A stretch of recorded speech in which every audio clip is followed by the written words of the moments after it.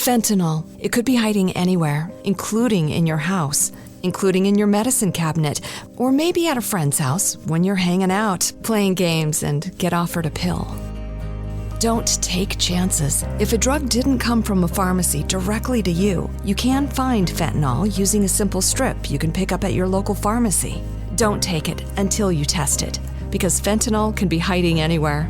Brought to you by the Georgia Department of Behavioral Health and Mental Disabilities.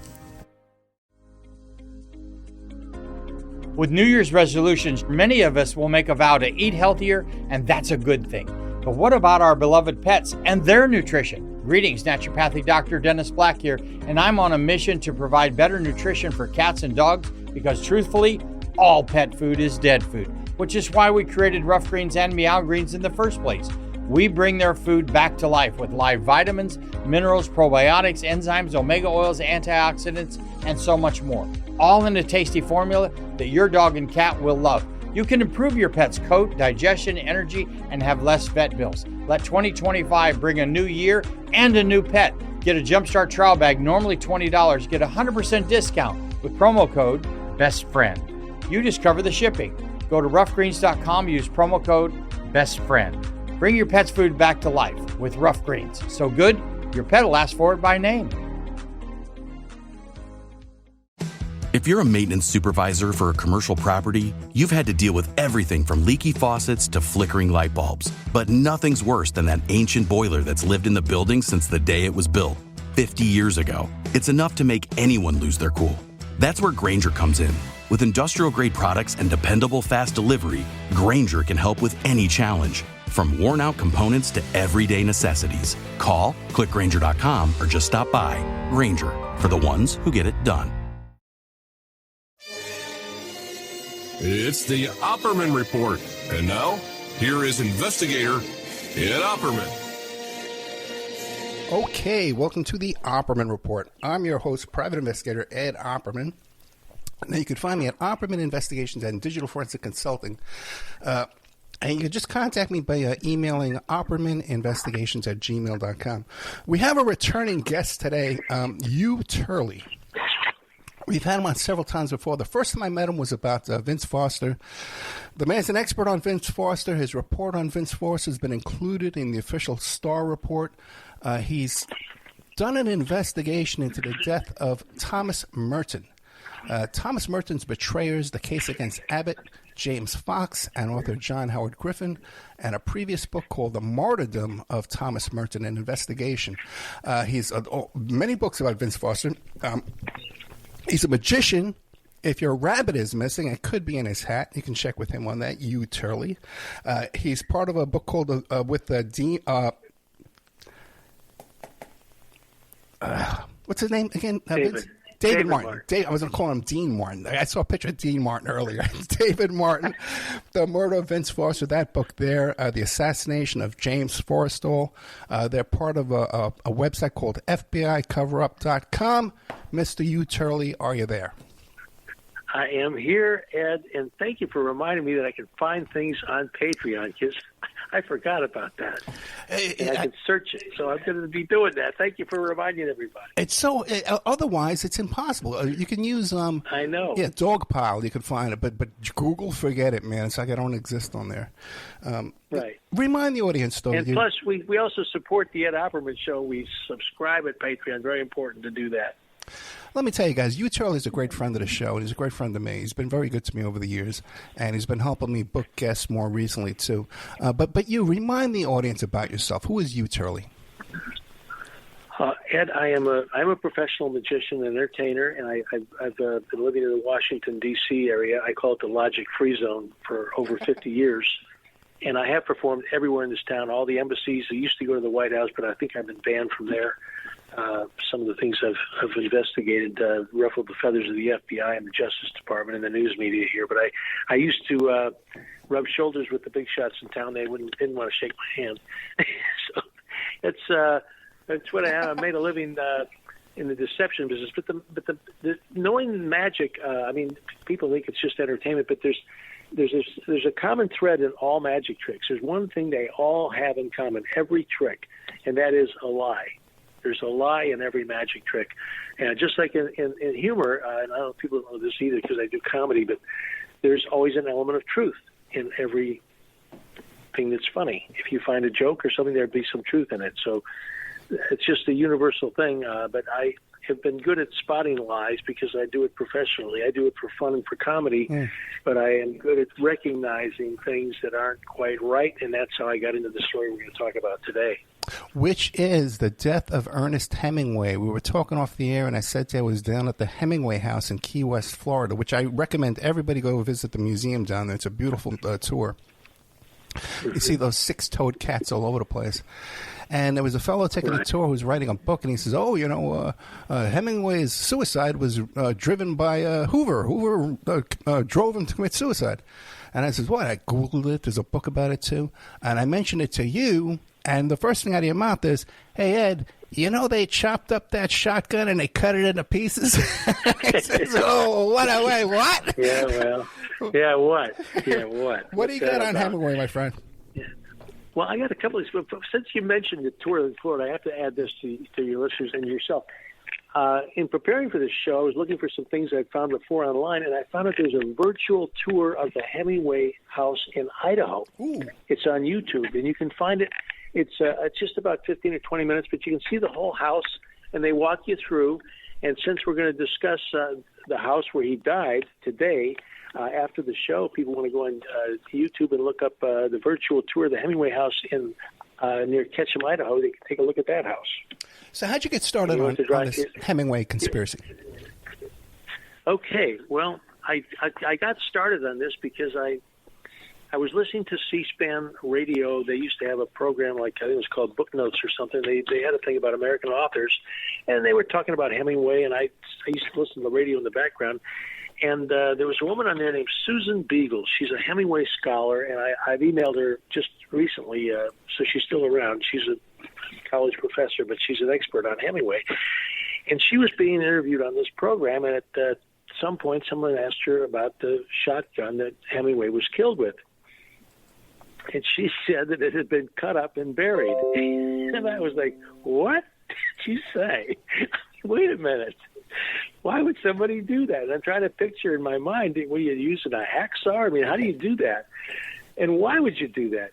So after the program was over, I tracked her down. I asked her, can you tell me about this gun being cut up? And she said, I can't remember where I read that. But she said, I know it's in the literature. She said, I know I read that, and I'm sure it's there. But she said, I just can't remember who wrote it. Because she probably read a lot of Hemingway books and books about Hemingway. So anyway, I went up to the University of Maryland, which I'm not too far from, and I went to the McKeldin Library there, and they had a whole section of Hemingway books. It must have been from the top of the shelf all the way down to the floor, about 5 or 6 feet across, and I went through every book. I picked up every one of them, opened it up, looked in the back, see if there's anything about his death, and I found what I was looking for. But it's not where you might think it would be, because it's not in the body of the book. It's in a book by Carlos Baker called Ernest Hemingway, A Life Story. And in this book, in the back, in the endnotes, and a lot of people don't read endnotes and footnotes, but I do. And it's important to do this because sometimes authors will put things in a footnote or endnote that's not really true. Right. And that'll be their source. And I went to the archives once just to find some documents that were in a footnote, and the guy said, I know what you're looking for, and it's not here. So that was in the Pearl Harbor book that somebody had documented some documents there, but they weren't there. So I always look at the footnotes and endnotes. And in my books that I've written with David Martin, we always, and same with John and Patrick, John Clark and Patrick Nolan, we always have very good footnotes and endnotes. Our sources are top, So so I look at other people's footnotes. Well, Carlos Baker has a footnote at the very end of here, and it's just called postmortem, and it's almost a paragraph long. But I'll just read a part of it to you here. It says in this footnote, Mary Hemingway and Chuck Atkinson were anxious that the gun not fall into the hands of souvenir hunters. Chuck cut the gun up into pieces with a blowtorch and buried them in a secret place. Well, that's the source for the gun being cut up and buried. And I think it's probably pretty good because the author, Carlos Baker, he was a friend of Hemingway's. He personally interviewed Chuck Atkinson on August 2nd, 1964. He also interviewed Mary Hemingway in August of 64, and also Don Anderson, who was around that time when this incident happened. So he got the right from these people. But that was the story. Was why I was cut up with a torch, but that got me started because I thought that doesn't make sense to me, and then I wanted to know more about his death. So I started. Wait, can I ask a quick question? Now, was this cut sure. up? I'm assuming there had to be some kind of investigation in forensics and ballistics. Was it cut up after it was returned from the police department, or was it never seized by the police department, taken into evidence? Yeah, that's a good question. That's an excellent question because it actually, in police work, a weapon like that should have been taken by the police and kept for at least a year. That's standard procedure, police procedure, because you don't know if something's going to come up in another couple of weeks or a month later. Something's going to come up that, maybe this wasn't what we thought it was, and we have to do a further investigation. And there should have been some forensics done on the gun because when you shoot a gun at yourself in suicide, for example, the gun is usually close to the person's head, and it draws blood back into the gun. I learned this when we investigated the Foster death, and there's a vacuum, and there would be a lot of blood on the gun. There should have been a lot of blood on the gun if it was fired at close range, but if that's not. There's no police reports, so we don't know if there was blood on the gun. But to answer your question, it was returned by the police to Atkinson and Mary Hemingway 2 weeks after the death. Just 2 weeks. And what year was this? Rather soon. What year was this? 1961. 61. Yeah. Things were loosey-goosey back in those days, yeah. Well, they're really loose when they're covered up a murder. It's a lot looser, my friend. Yeah. Let me just say, one of the things I do when I do this kind of research is because you have to go back. I learned this from John Clark, Patrick Knowlton's attorney. You have to go back to the beginning, and try to get the information that was first available. What happens at the what was the first story out? So right out of the gate, there's the story from the UPI that was published in the Madison State Journal. It says this is the headline was Hemingway dies in gun accident. Okay, that's the headline. But then there's a subheadline, which is contradictory because it says famed author takes his own life at Sun Valley. Oh, wait a minute. One headline says it's an accident. The next headline says he took his own life. Can't be both. Okay, one is called suicide. The other one's called an accident. There's only 4 ways we die: murder, suicide, accident, and natural cause. So he's got 2 causes of death in this headline right out of the gate. The Baltimore Sun published it this way. They said, wife believes writer's death accident. Officials see no evidence it was otherwise. So here it's an accident in the Baltimore Sun. The Washington Post first story came out this way. Authorities to let people judge Hemingway case. How's that? Let the people decide. Let's take a vote. Let's take a vote.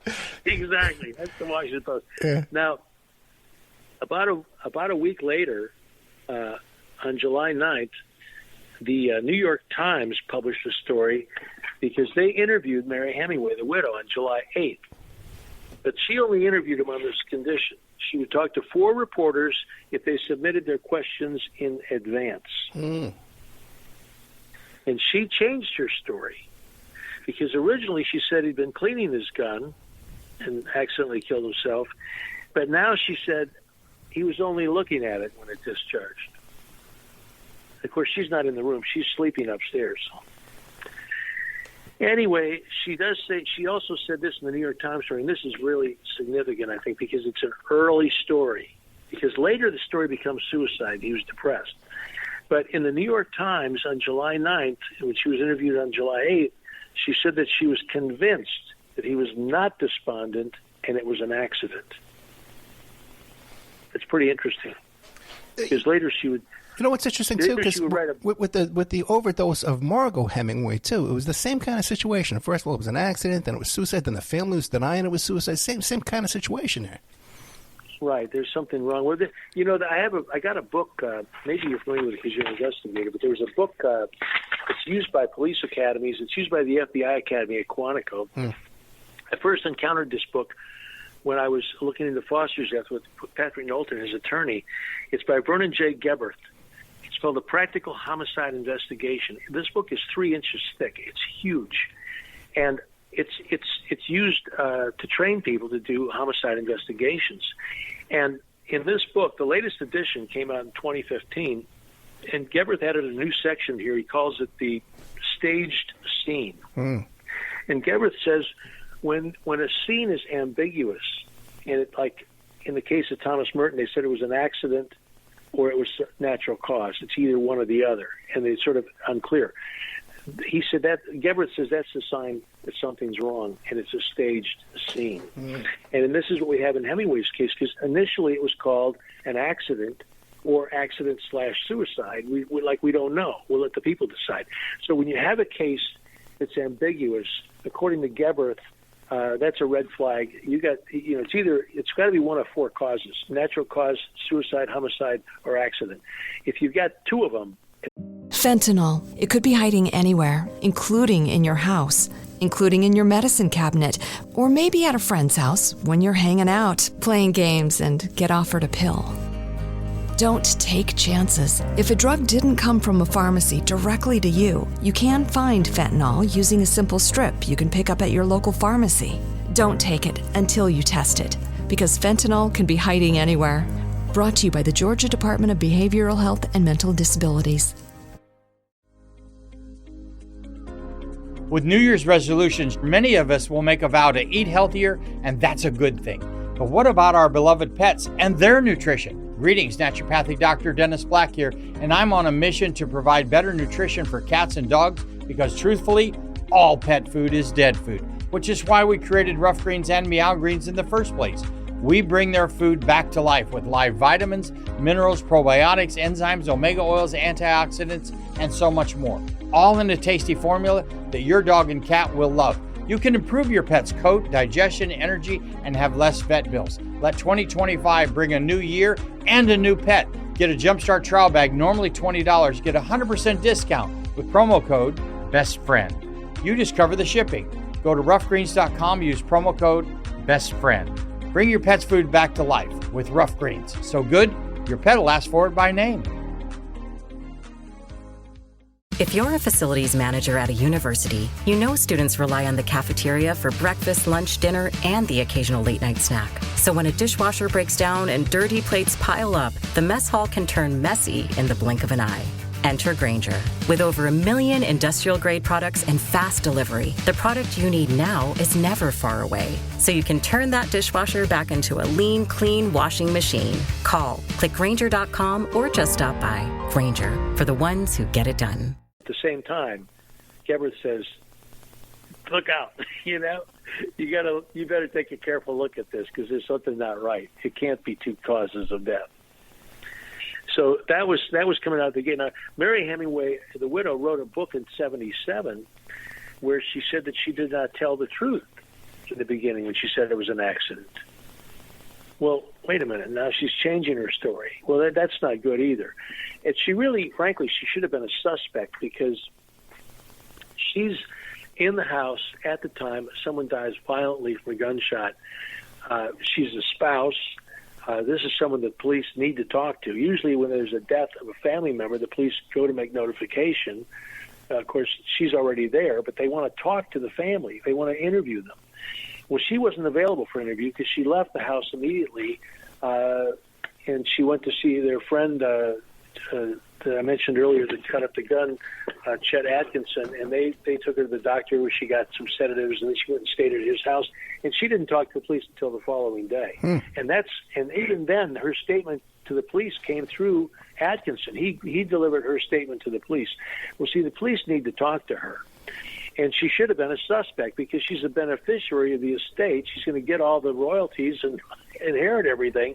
So, they need to talk to her.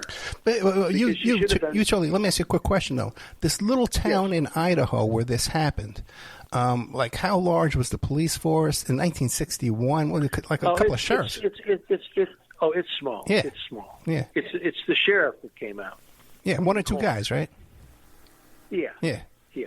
But even so, I mean, you have to, like, there should have been crime scene photographs. Another thing a crime scene will tell you, and this is important because I didn't tell you where he died, but he died in the foyer of the home. Now, a foyer is the entranceway, right? Yeah. That's where you come into the home. It's 5 feet by 7 feet. It's a small area. It's not really a room. It's the foyer. It's where you take off your boots. But I would really want to know, and the police should have wanted to know, which direction was the gun fired? I mean, was it from the doorway into the house? Did he open the door? Because the time now is like 7 o'clock in the morning on a Sunday. And why would you go to the foyer at 7 a.m. on a Sunday morning, except perhaps to open the door if someone's knocking at the door? Right. It wouldn't be a location for a suicide or a gun cleaning location. Yeah, it's a strange place for the. Yeah. So it's, you know, but the blood evidence, the blood spatters and so on, and the shot from the shotgun, it's going to be a mess on the wall somewhere. Or if it's on the ceiling, you know, that might indicate he was shot from below. Everything went up. But, you know, where is the mess, you know, is important. Because that's going to tell you something.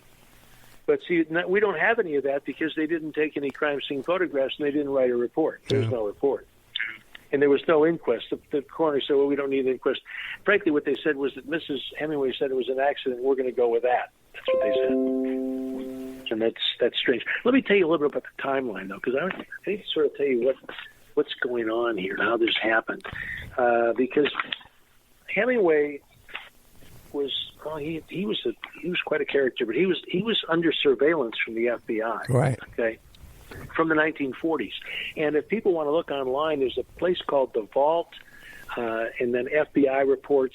You can Google that and find it. But they have these, it's like public domain now, these FBI reports of famous people, and Hemingway's is up there for what it is that they release. They don't always release everything, but what they did release is up there, and it's about 120 pages. And it does, you know, if you know how to look at these documents, you can find some little things in there, you know, that are maybe they forgot to redact or they didn't mean to release. But then things change over time. You find out other stuff that makes pieces of the puzzle snap together. But this FBI report of his shows that he was under surveillance from the 1940s. And Hoover was very jealous of Ernest Hemingway because Hemingway was working with the State Department during World War II. He had his boat down in Cuba there, and he would go out like he's fishing, but he was looking for German U-boats. And he had a gang down there in Cuba called the Crook Factory, and there's like a little espionage club of his, and Hemingway did not like anybody doing the spying except himself. You know, he didn't like the competition, so he kept an eye on Hemingway. And when Hemingway, just before he died, he went to the Mayo Clinic in Rochester, Minnesota. His doctor, George Sievers in Idaho, suggested he go there to be treated for high blood pressure. And Dr. Butt at the clinic and Dr. Sievers both said that he went there for blood pressure and diabetes and not for any mental illness. But see, as the years went by after Hemingway's death, people said, oh, yeah, he was crazy. Well, his wife and his supposed good friend, A.E. Hotchner, who I don't really trust, he was another Hemingway biographer and a guy who knew Hemingway. They said Hemingway was crazy and, you know, was paranoid and all this stuff. But see, he knew he was being followed by the FBI. And there was a doctor at the Mayo Clinic who did psychiatry. His name was Dr. Howard Rome. And this guy's actually in the Warren Commission report because he did a psychological autopsy of Lee Harvey Oswald. Of course, he never met Lee Harvey Oswald, but this guy, you know, he can analyze somebody after they're dead that he never met. And he said that Lee Harvey Oswald, he told the Warren Commission that he was a very poor reader in school, and he had trouble with reading, so he had a low self-esteem, so he wanted to kill John F. Kennedy to make everybody see that he's really an important person. And it's just ridiculous. Well, anyway, at least he didn't say that was a suicide, too, okay?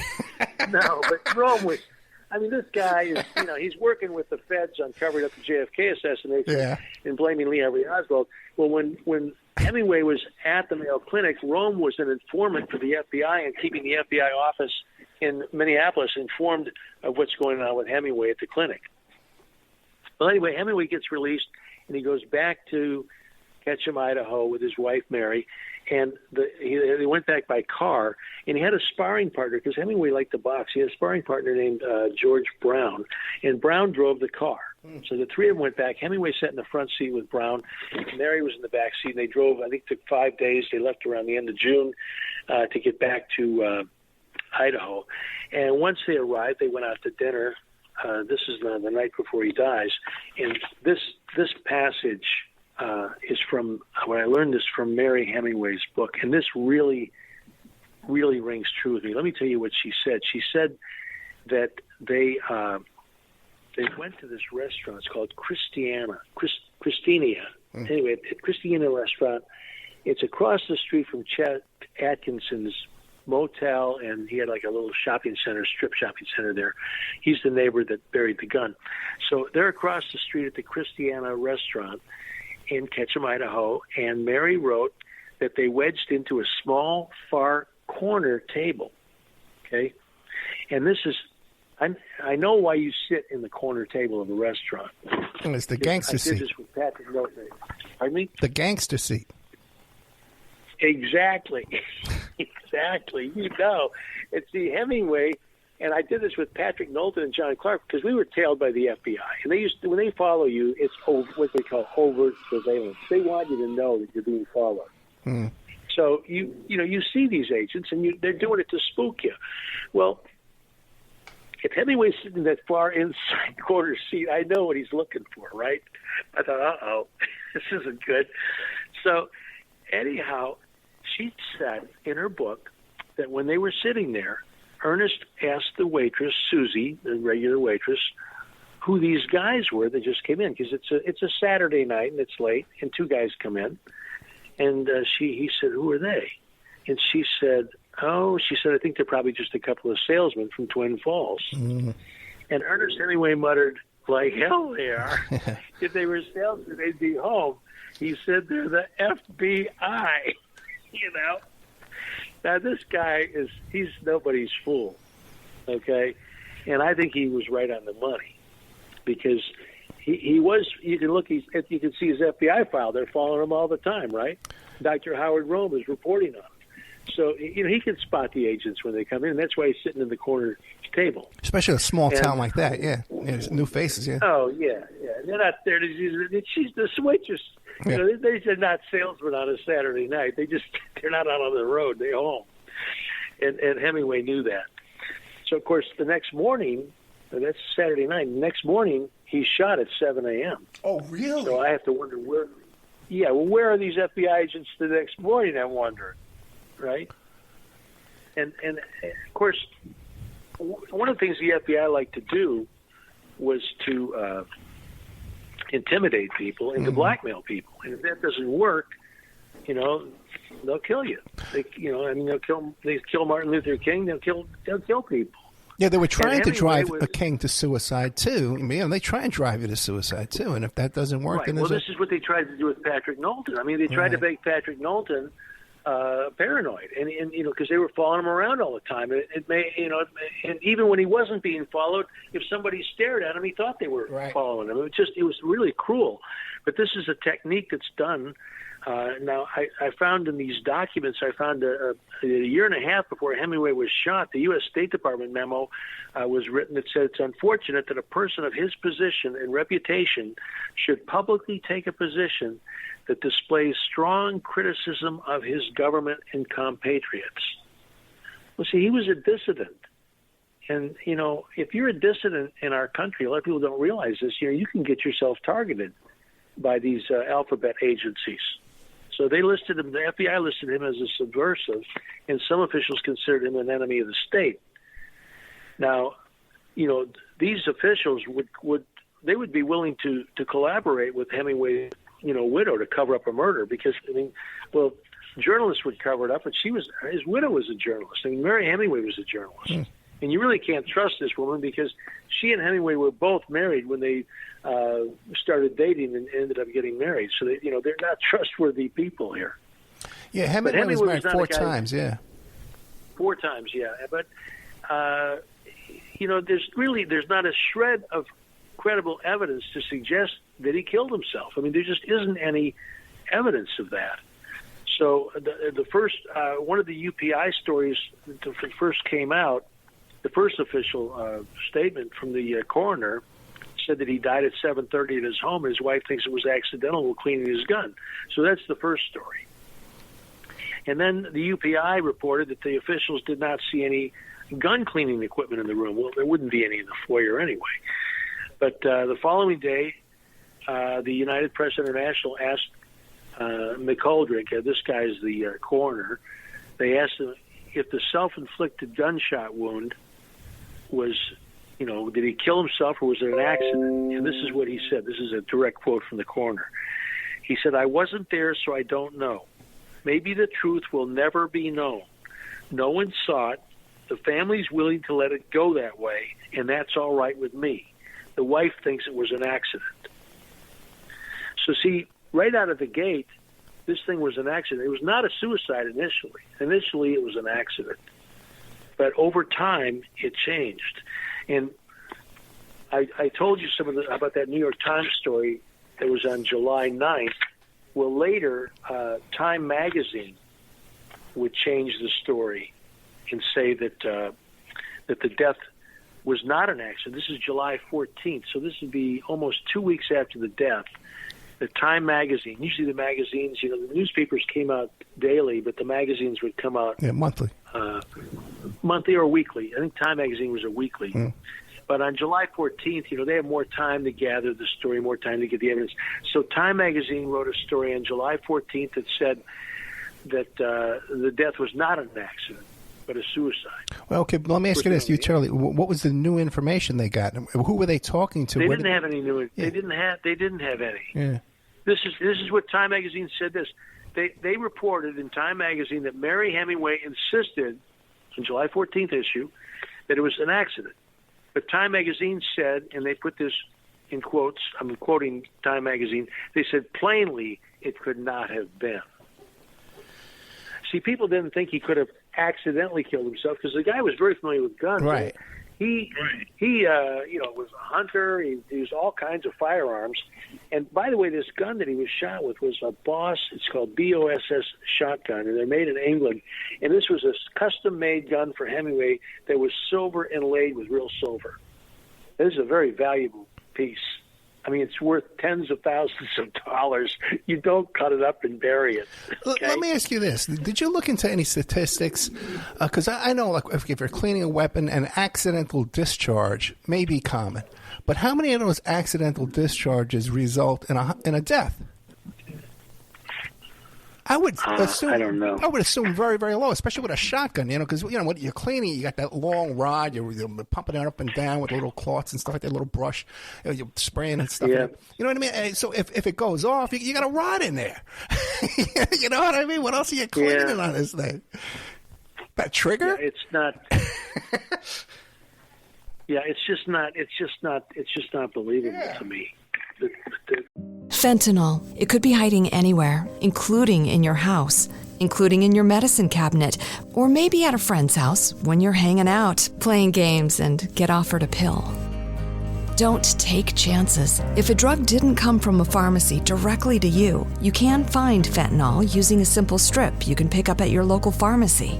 Don't take it until you test it, because fentanyl can be hiding anywhere. Brought to you by the Georgia Department of Behavioral Health and Mental Disabilities.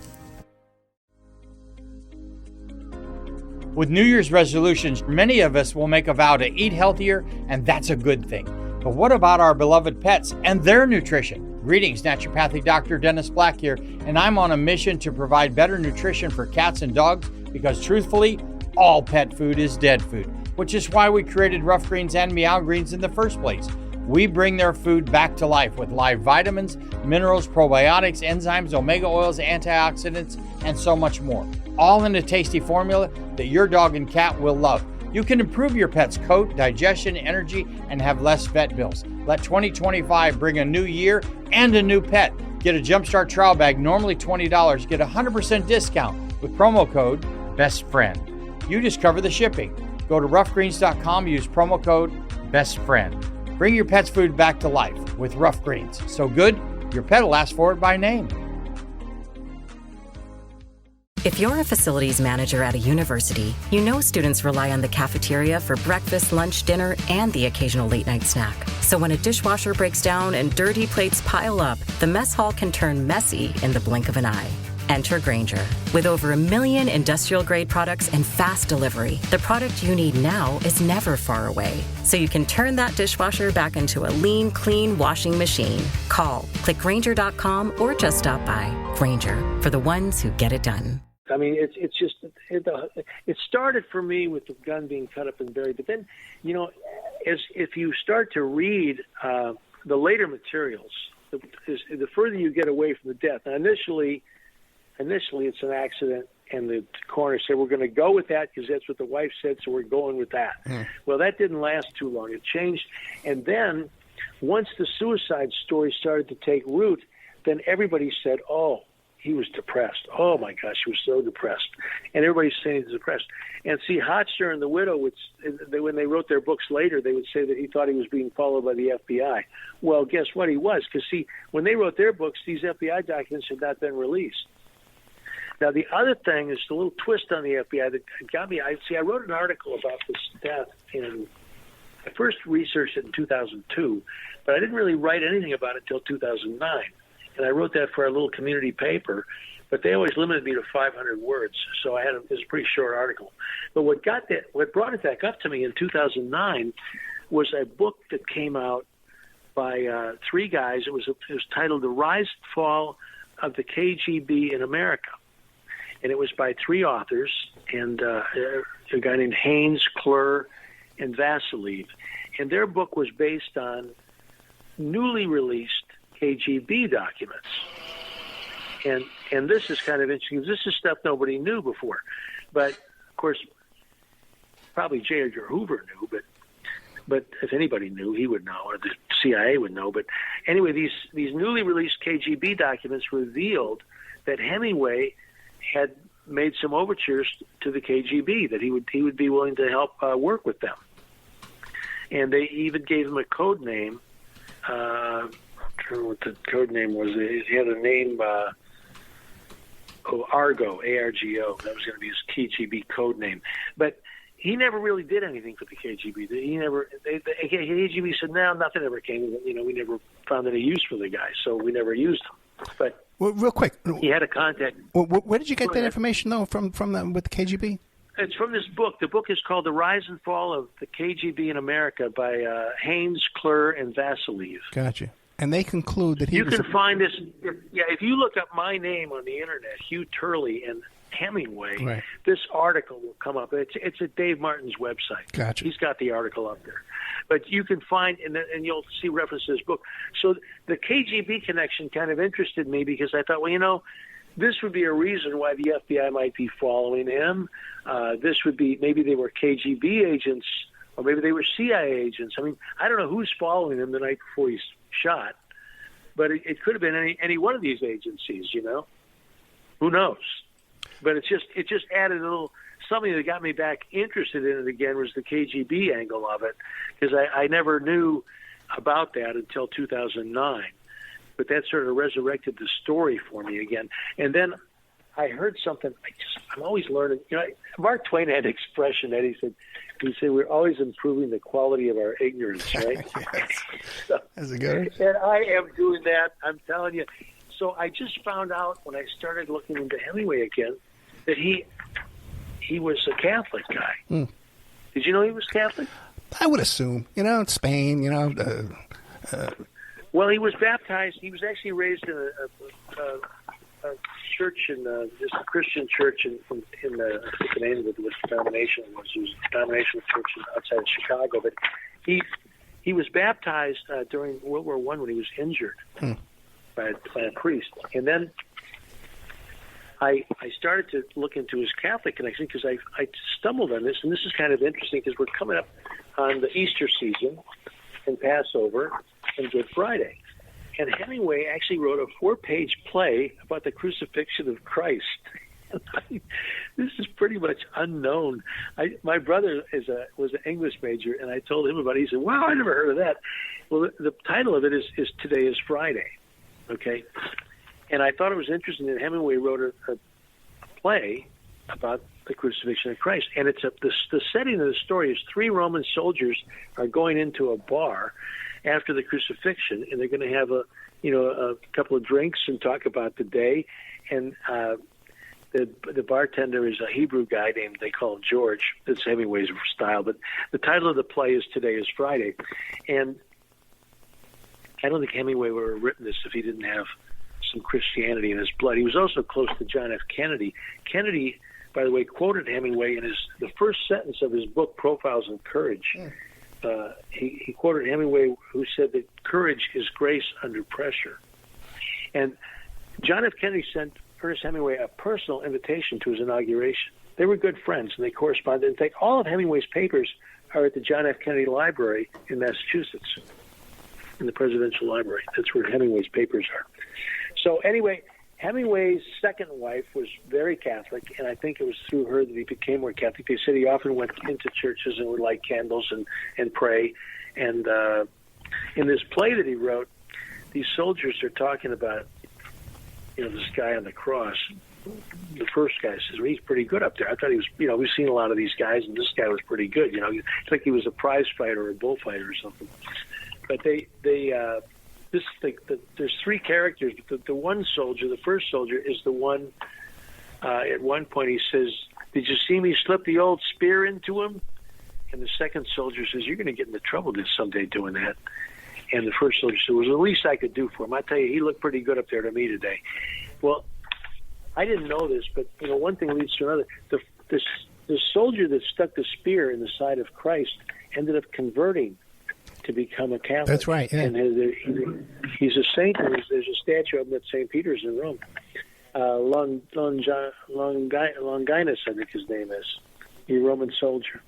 So anyway, that's just a little sidelight. But the reason I bring up the Catholics angle of this is that I just looked at a book about Hemingway's Catholic influences by Matthew Nichol.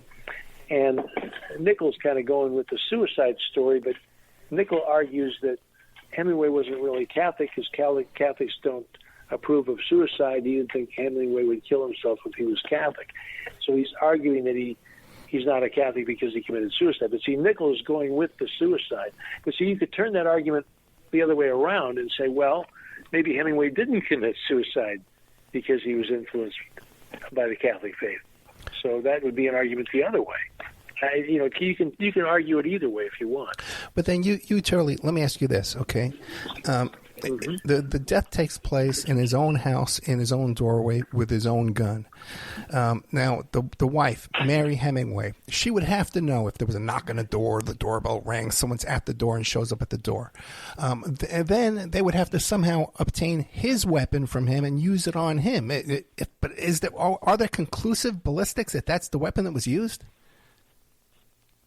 Well, let me tell you what else I know about the weapon. We might as well get it all up on the table here because there was no ballistics investigation or stuff about the weapon. And I told you they didn't say whether there was blood on it or not. Right. But, see, when Mary Hemingway, she said she was awakened by 2 banging sounds. So that's 2 shots. Yeah. 2. And if you're firing a double-barrel shotgun at your head, you don't get 2 shots. You get 1. So that I found interesting that she said there were 2 shots. I've looked this up. About 4% of gunshot suicides are 2 shots. So it's not that. All right, it's not that uncommon. Well, with a shotgun to the head? Well, no, I'm just saying gunshots. Don't quote me on shotguns to the head. I don't know. Okay, well, I can see maybe if you had a 22 to the head, and also 38 maybe. But I've had guns too that I had the Tonix Pocket 9. You'd pull the trigger, and the recoil from the gun, it would fire twice. The trigger pull would fire twice. Well, I'm not an expert on that, but I did. But anyway, she called, the first person she calls is Chuck Atkinson. And then I think he must have called the doctor, police. I don't really know who called the police. But the other neighbor, she was this guy, Atkinson ran the motel shopping center, but another guy was like a fitness instructor at Sun Valley Lodge, a sports instructor. His name was Don Anderson. And he's another friend of the family. When he reached the house, and this is in Carlos Baker's book, he said the suicide weapon was still there, and he picked it up and opened it up and looked, and he said that there were 2 shots fired. Okay. Well, see, this guy is not supposed to pick up a weapon at a crime scene. I mean, he's just disturbed the crime scene, okay? That's a big no-no. You know, if you ever come up on a crime scene, you don't touch anything. But he did, and I found that interesting. And he said both shots were fired. Now, there's other reports that only 1 shot was fired. So there's a contradiction. You want to know what you mean? This is where we get to the importance of this gun was chopped up with a blowtorch. Because if my theory about the hair trigger, because it was a custom made gun, right? We could test that now. You know what I mean? We could even test it for blood residue 20 years, 50 years later. Yes, you could. Yeah. But it was cut up and it said secretly buried. So, I mean, you're destroying evidence, is my opinion, and that's to me is a reason to be suspicious. Now, Hemingway could very well have committed suicide. I don't know. Yeah. I'm not saying he was murdered for sure, but I would say there's reason to have some doubts, just because of the way the whole thing is handled. See, and I'm not. I'm not convinced that he took his own life. No, here you got a guy under FBI surveillance and FBI COINTELPRO type harassment, and suddenly he's dead. You got the weapons destroyed. Now what about Mary Hemingway? Does she have a motive in all this?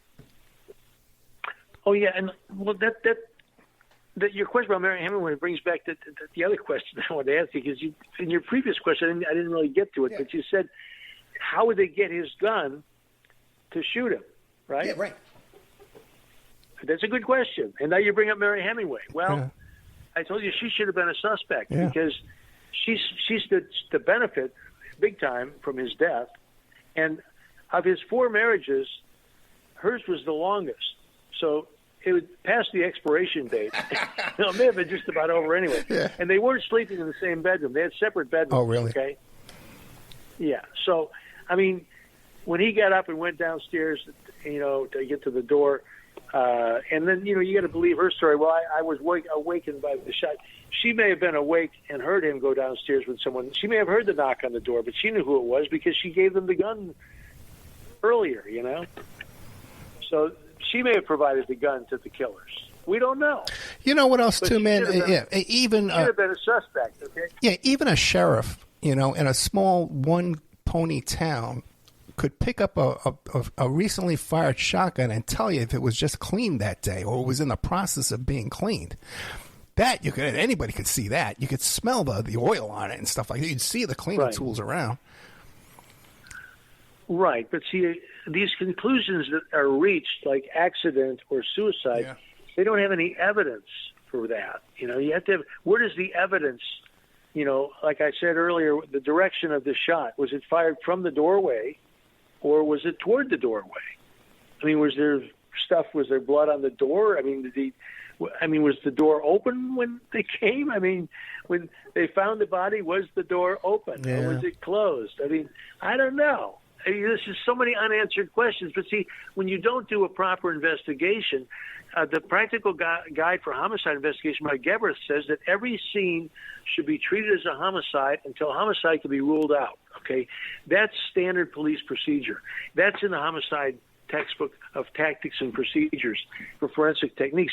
This place should have been treated as a crime scene from the very beginning until it could be ruled out. But it was just an accident. And it was an accident because she said it was an accident. Well, she'd already left the scene, and you're getting a hearsay from her friend who's telling you that, well, she said it was an accident. Well, there's something wrong here. There's just not.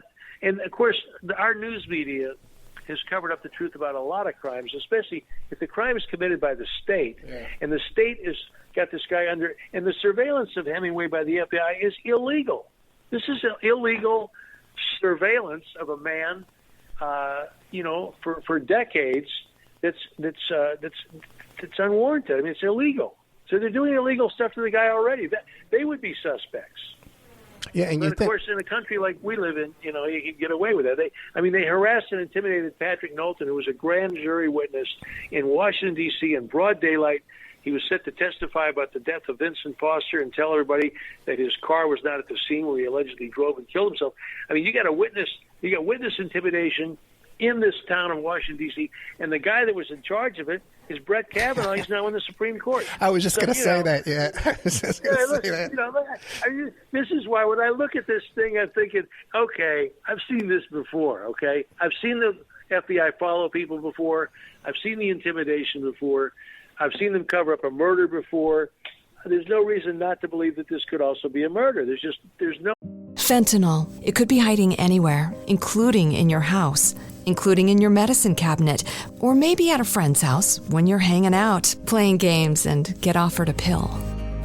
Don't take chances. If a drug didn't come from a pharmacy directly to you, you can find fentanyl using a simple strip you can pick up at your local pharmacy. Don't take it until you test it, because fentanyl can be hiding anywhere. Brought to you by the Georgia Department of Behavioral Health and Mental Disabilities. With New Year's resolutions, many of us will make a vow to eat healthier, and that's a good thing. But what about our beloved pets and their nutrition? Greetings, naturopathic Dr. Dennis Black here, and I'm on a mission to provide better nutrition for cats and dogs because, truthfully, all pet food is dead food, which is why we created Rough Greens and Meow Greens in the first place. We bring their food back to life with live vitamins, minerals, probiotics, enzymes, omega oils, antioxidants, and so much more. All in a tasty formula that your dog and cat will love. You can improve your pet's coat, digestion, energy, and have less vet bills. Let 2025 bring a new year and a new pet. Get a Jumpstart trial bag, normally $20. Get a 100% discount with promo code BESTFRIEND. You just cover the shipping. Go to roughgreens.com, use promo code BESTFRIEND. Bring your pet's food back to life with Rough Greens. So good, your pet will ask for it by name. No evidence that proves to us that this guy killed himself. So, and there's all the stuff about depression came later. Mm-hmm. And his own doctor, Dr. George Sievers, and the doctor at the Mayo Clinic said there was no mental illness. So, and they were the last doctors to see him. So that's their story. Yeah, then they bring up the alcoholism and head injuries from boxing and other plane crashes and things. Oh, yeah. Well, once they've got the suicide conclusion, they work backwards. And they say, well, he wasn't really a Catholic because he killed himself. And he killed himself, it goes from there. That's how it works. And 61 was before all the other assassinations, right? Like people wouldn't be jumping up and saying, this guy, we had FBI, we had FBI bugs. Look, here's a bug right here in my hand. It was before all that. Malcolm and... Yes, it was. Well, that's also interesting because, maybe they were getting the ducks in a row for killing John F. Kennedy. Because, if Hemingway had been alive when John F. Kennedy was assassinated, this is a guy who would not have kept his mouth shut. All right. He would have been speaking up right away. And he was a dangerous man like Martin Luther King and Bobby Kennedy and John F. Kennedy, because this is a guy who has courage, okay? And he is not afraid to speak his mind. And as Kennedy said, he has grace under pressure.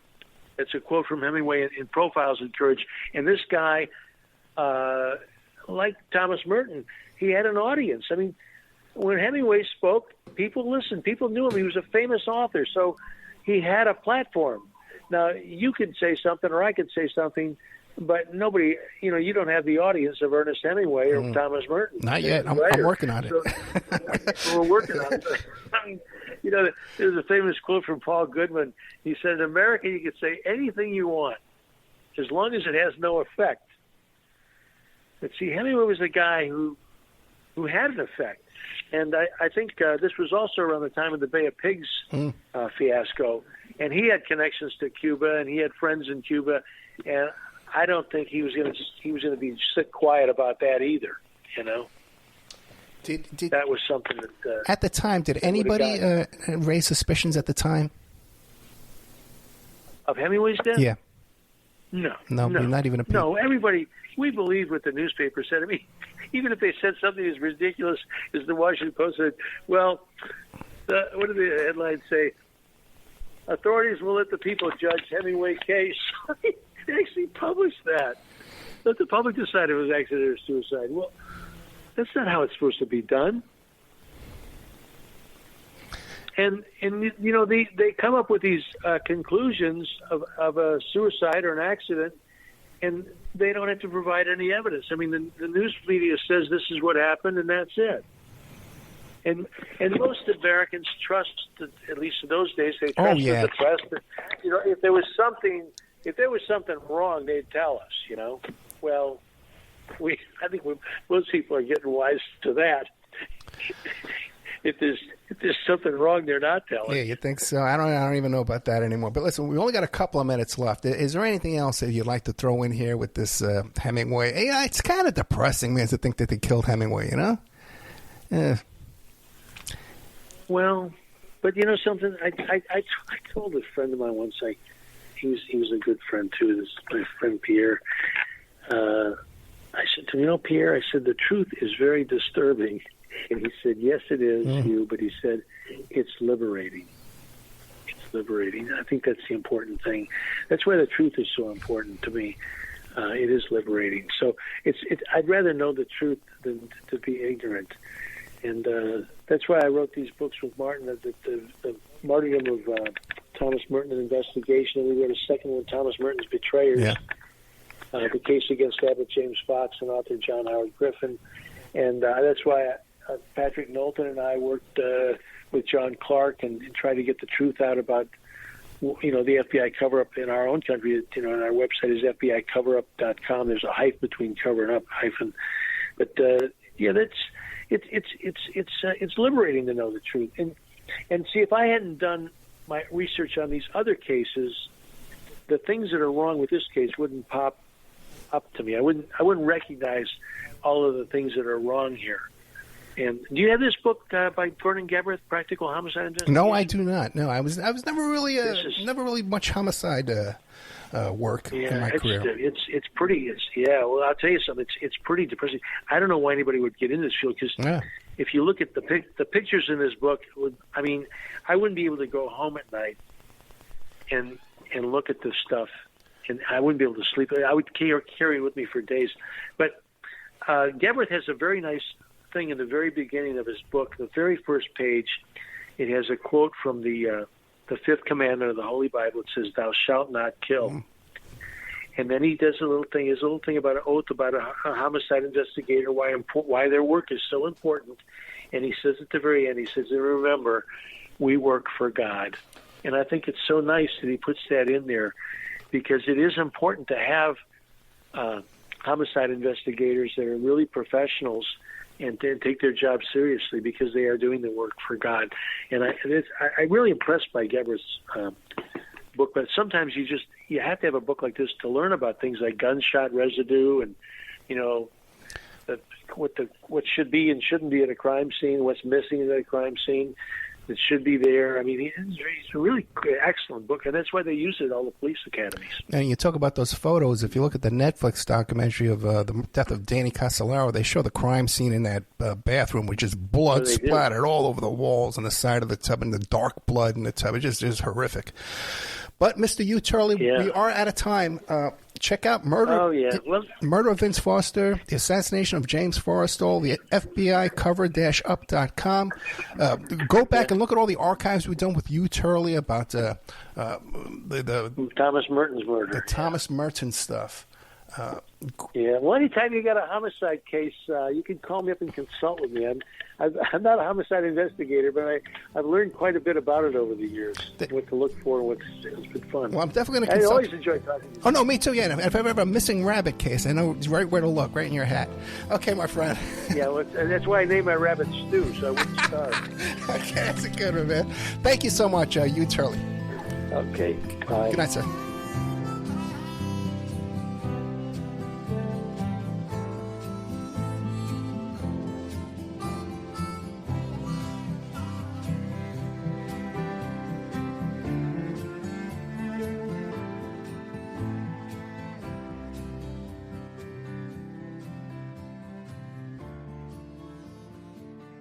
Fentanyl. It could be hiding anywhere, including in your house, including in your medicine cabinet, or maybe at a friend's house when you're hanging out, playing games, and get offered a pill. Don't take chances. If a drug didn't come from a pharmacy directly to you, you can find fentanyl using a simple strip you can pick up at your local pharmacy. Don't take it until you test it, because fentanyl can be hiding anywhere. Brought to you by the Georgia Department of Behavioral Health and Mental Disabilities. With New Year's resolutions, many of us will make a vow to eat healthier, and that's a good thing. But what about our beloved pets and their nutrition? Greetings, Naturopathic Dr. Dennis Black here, and I'm on a mission to provide better nutrition for cats and dogs because, truthfully, all pet food is dead food, which is why we created Rough Greens and Meow Greens in the first place. We bring their food back to life with live vitamins, minerals, probiotics, enzymes, omega oils, antioxidants, and so much more. All in a tasty formula that your dog and cat will love. You can improve your pet's coat, digestion, energy, and have less vet bills. Let 2025 bring a new year and a new pet. Get a Jumpstart trial bag, normally $20. Get a 100% discount with promo code BESTFRIEND. You just cover the shipping. Go to roughgreens.com, use promo code BESTFRIEND. Bring your pet's food back to life with Rough Greens. So good, your pet will ask for it by name.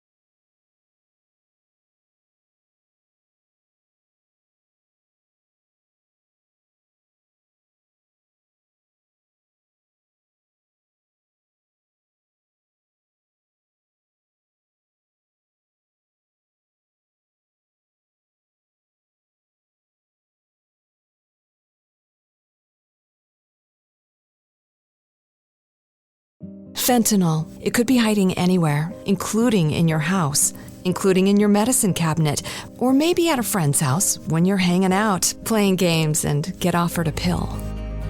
Don't take chances. If a drug didn't come from a pharmacy directly to you, you can find fentanyl using a simple strip you can pick up at your local pharmacy. Don't take it until you test it, because fentanyl can be hiding anywhere. Brought to you by the Georgia Department of Behavioral Health and Mental Disabilities. Fentanyl. It could be hiding anywhere, including in your house, including in your medicine cabinet, or maybe at a friend's house when you're hanging out, playing games, and get offered a pill. Don't take chances. If a drug didn't come from a pharmacy directly to you, you can find fentanyl using a simple strip you can pick up at your local pharmacy. Don't take it until you test it, because fentanyl can be hiding anywhere. Brought to you by the Georgia Department of Behavioral Health and Mental Disabilities.